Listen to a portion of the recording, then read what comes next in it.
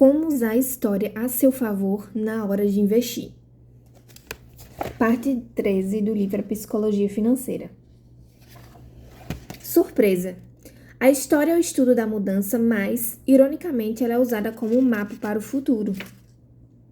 Então, o que ele quer dizer? Ele quer dizer que, quando a gente olha para o passado, a gente vê como as coisas mudaram de décadas em décadas, tempos em tempos. Ou seja, o que a gente tem certeza é que as coisas mudam, mas a gente não sabe que mudanças vão acontecer. Olha aqui, uma armadilha na qual muitos investidores caem é aquilo que chamam de falácia dos historiadores profetas, como a confiança excessiva em dados do passado, como se fosse um sinal das condições futuras, em um campo no qual a inovação e a mudança são a força vital do progresso. Quando confiamos demais na história dos investimentos como um guia para o que vai acontecer no futuro, duas coisas perigosas acontecem. A gente tende a deixar passar despercebido os eventos mais transformadores. Ele dá exemplos aqui como o nascimento de algumas pessoas que conseguiram transformar muito o mundo, como Mao Tse-tung, Bill Gates, Thomas Edison, Adolf Hitler, grandes eventos como a Grande Depressão, o Projeto Manhattan, a Segunda Guerra Mundial, as vacinas, os antibióticos, entre outros, que eram situações que não eram previstas de acontecer, né? Mesmo que olhasse para trás, você não ia prever aquilo. E o que ele fala é que o mais certo de você observar é que a lição correta a ser extraída com as surpresas é que o mundo é surpreendente. Não que devemos usar as surpresas do passado como um guia para os limites do futuro, mas que devemos usar as surpresas do passado para admitir que não temos a menor ideia do que pode acontecer no futuro.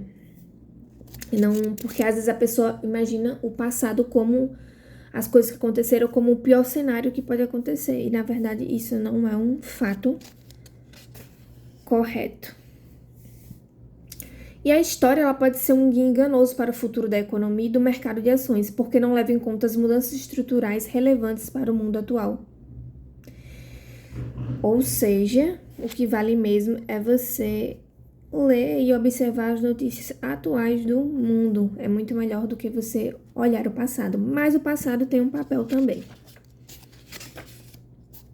Ele chega a dar aqui, também no livro, a referência de um outro livro, que é O Investidor Inteligente, de um autor muito famoso, Graham. E aqui, eu acho que é assim que se fala, ele fala que nas edições do livro, ele dava um guia ali de como a pessoa poder investir, se tornar rico, e ele sempre mudava. Toda vez que ele editava o livro novamente, ele sempre mudava as estratégias, porque as estratégias antigas já não se aplicavam mais. Então, é um exemplo de que repetir ali o modo de como era feito no passado não é uma coisa boa a se fazer. Então, uma peculiaridade interessante da história dos investimentos é que quanto mais para trás você olha, maior a probabilidade de estar examinando uma realidade que não se aplica mais aos dias de hoje. Então, se for olhar para trás, que seja um passado mais próximo. E como o passado ajuda? Então, não significa que devemos ignorar a história ao pensar sobre dinheiro. Contudo, há um detalhe importante. Quanto mais para trás na história você olha, mais genéricas devem ser as lições que você tira. Noções gerais sobre a relação das pessoas com a ganância e o medo, como elas vão reagir em relação a isso, sobre como se comportam sobre estresse, sobre como respondem aos incentivos, tendem a ser estáveis no tempo. A história do dinheiro é útil para esse tipo de coisa. Então, fatores mais psicológicos, né? Porém, tendências específicas, negócios específicos, setores específicos, relações causais específicas sobre as bolsas e o que as pessoas devem fazer com seu dinheiro são sempre um exemplo de trabalho em andamento. Historiadores não são profetas, ou seja, quem vai mexer com esse campo dos investimentos tem que estar analisando sempre ali as notícias, como está andando o mundo, para onde ele está indo.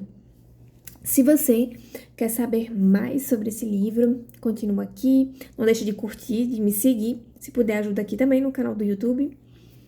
Grande abraço, até a próxima.